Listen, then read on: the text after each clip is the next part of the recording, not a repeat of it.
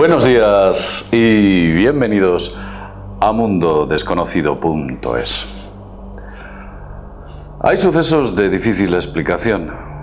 Sencillamente no hay forma de cogerlos. Son sucesos tan extraordinarios como extraños que por mucho que lo analicemos no encontramos una forma lógica de entenderlos. Y uno de estos hechos sorprendentes le ocurrió hace varios años a Betty, a Vicky y a su nieto Colby. Una tarde, concretamente el 29 de diciembre de 1980, decidieron estos tres personajes salir a jugar en algún bingo local de los pueblos situados en la zona. Concretamente en la zona de Pine Woods, situado en Texas. Descubrieron que debido a las fechas de diciembre, todos los bingos estaban cerrados. No había forma de encontrar ningún local adecuado.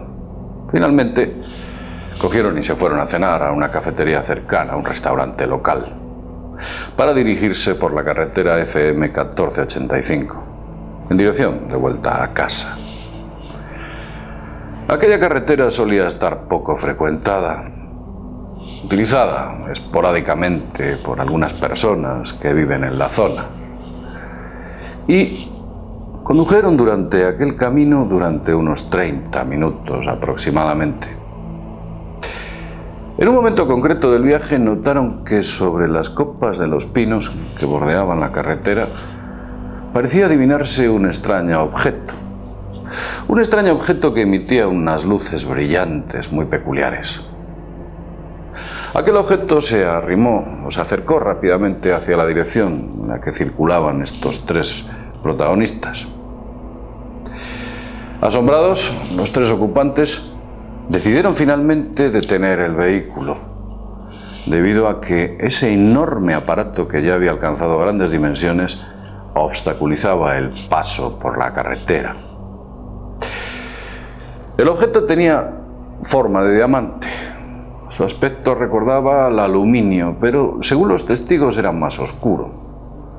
En su parte central había una serie de luces azules, y la parte inferior de aquel enorme objeto emitía unas enormes llamaradas. El tamaño del objeto era enorme. En palabras de la propia Vicky, una de las personajes que se encontraba en la escena, dijo que era como un diamante de fuego. Esos fueron los términos que utilizaron. El objeto parecía elevarse unos metros del suelo para luego descender bruscamente. Se elevaba y descendía, mientras emitía un extraño bip intermitente.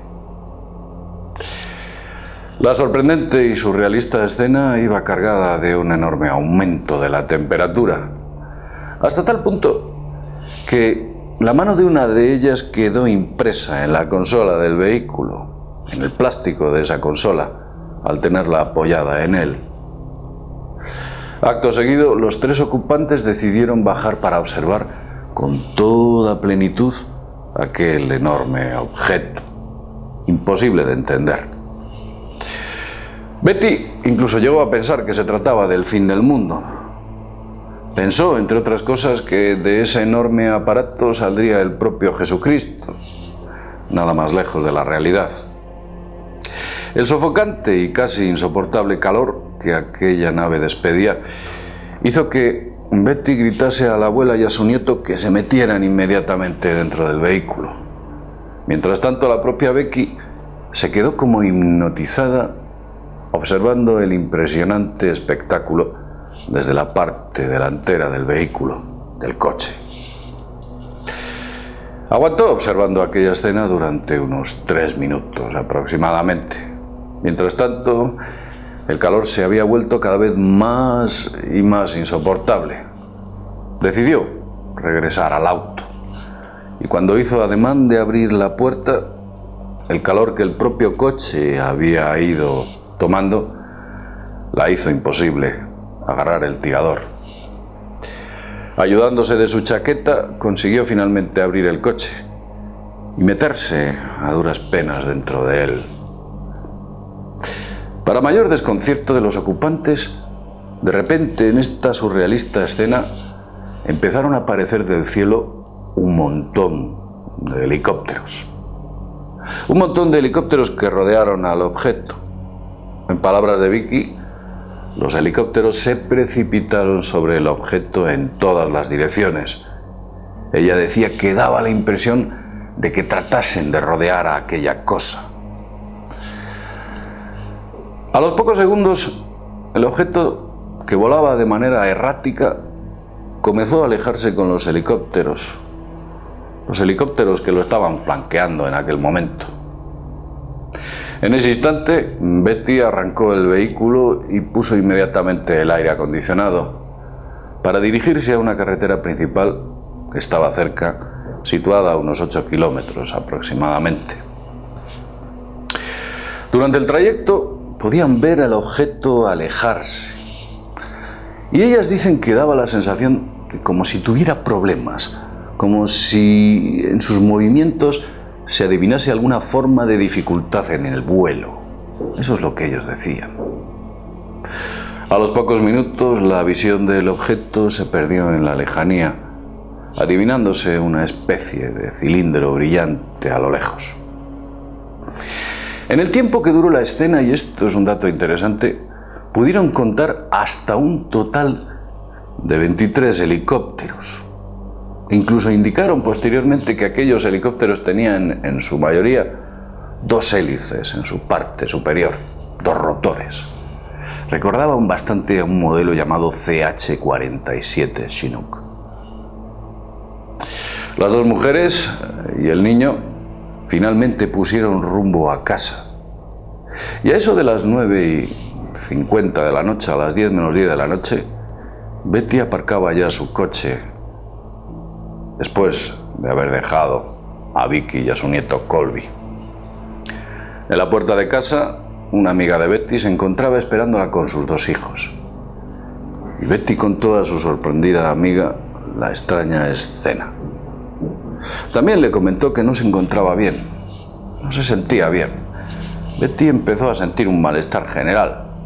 Su aspecto no era bueno. Su piel estaba rojiza, como si se hubiese expuesto muchas horas seguidas al sol. El cuello empezó a hincharse y una especie de ampollas aparecieron por su rostro e incluso su cuello. Acto seguido, Betty comenzó a vomitar. La situación de Betty ya no era ni mínimamente buena y decidió acostarse, intentando descansar con la esperanza de encontrarse mejor al día siguiente. Pero a la mañana siguiente, Betty ya prácticamente estaba en coma. No había mejorado en absoluto. La cosa se ponía bastante peor. De manera paralela, Vicky y Colby, a quienes había dejado la noche anterior, tenían los mismos síntomas, pero con un efecto algo inferior. A los 3 días del suceso, los 3 personajes de la historia tuvieron que ser ingresados en el hospital. El pelo de Betty ya se caía a jirones. Casi no podía abrir los ojos debido a la hinchazón que en ellos tenía. Los primeros análisis que se efectuaron sobre ellas indicaban que habían sido sometidas a alguna especie de radiación, alguna fuente que irradiaba alguna forma de energía de algún tipo. Afortunadamente, con el tiempo consiguieron recuperarse poco a poco. No obstante, la salud quedó resentida por ello. A los 10 años aproximadamente, algunos de los protagonistas fallecieron. Pero en el suceso, y después del suceso, quiero decir, los protagonistas, y concretamente Betty, emprendió una campaña intentando averiguar de dónde venían aquellos helicópteros. Aparentemente descubrieron que había una serie de bases militares cercanas en las que incluso había este tipo de helicópteros. Incluso llegaron a mantener una reunión con algunos de los oficiales dentro de la base, una entrevista a petición de ella. Una entrevista en la cual intentaron estos militares disuadirla de que tomase cualquier tipo de acción. No obstante, Betty tiró para adelante y decidió denunciar al ejército, que así hizo. Lo que pasa es que en el juicio se desestimó aquella demanda. No había pruebas suficientes para ello. Con el tiempo, descubrieron que aquella noche había más testigos que afirmaron haber visto ovnis aquella noche en la zona. Incluso en un aeródromo cercano, los controladores afirmaron que efectivamente pudieron ver la presencia de objetos desconocidos en el espacio aéreo. Un curioso dato pareció añadirse a todo este suceso. Un curiosísimo dato que da mucho que pensar. A los pocos meses aparecieron extraños operarios y maquinaria de reparación de caminos en la zona donde el coche se paró en la carretera, la noche del suceso. Comenzaron a levantar una sección concreta de la carretera. En concreto, un tramo de 1 kilómetro de longitud que fue levantado para posteriormente reasfaltarlo y cimentarlo. Todo de nuevo. Era curioso porque los testigos que tuvieron la oportunidad de ver aquellas reparaciones comentaban que tanto el personal como la maquinaria con la que operaban no mostraba ningún tipo de distintivo o logotipo de empresa alguna. Eran como anónimos. Tampoco se descubrió ninguna ordenanza local que había sido emitida por la zona para intentar reparar aquella zona. O incluso el estado de Texas no había autorizado tampoco dichas reparaciones. Era una carretera poco frecuentada y el tramo donde aparentemente se efectuaron las reparaciones no tenía desperfecto alguno. ¿Quién era aquel misterioso equipo de reparación? ¿Qué fue aquel extraño objeto con forma de diamante que los testigos vieron que parecía que volaba con dificultad? Posteriormente, y esto suele pasar de manera muy habitual, aparecieron los teóricos oficialistas que intentaron desprestigiar el relato de estos protagonistas. Concretamente, un meteorólogo local afirmaba que lo que posiblemente habían visto era un espejismo, eso es lo que decía, un efecto óptico, una ilusión, en el que se apreciaba el reflejo de las llamaradas de una central petroquímica que había a 45 kilómetros de distancia, eso es lo que dijeron. Algo absurdo, pero debido a la oficialidad de la fuente, eso es lo que trascendió. Como vemos, destruir la verdad es tan simple como poner al primer muñeco al servicio del aparato diciéndole cualquier tontería al público. Luego, esta tontería es repetida por los grandes medios y posteriormente digerida y asimilada en la digestión mental de todos los oyentes, como suele ser habitual. Independientemente de estas interpretaciones tan absurdas, os podemos decir desde aquí que desde nuestro punto de vista personal, el caso de Betty, de Vicky y de Colby es algo real. Hay pruebas físicas sobre ello. Los análisis médicos incluso demuestran la existencia de esa radiación.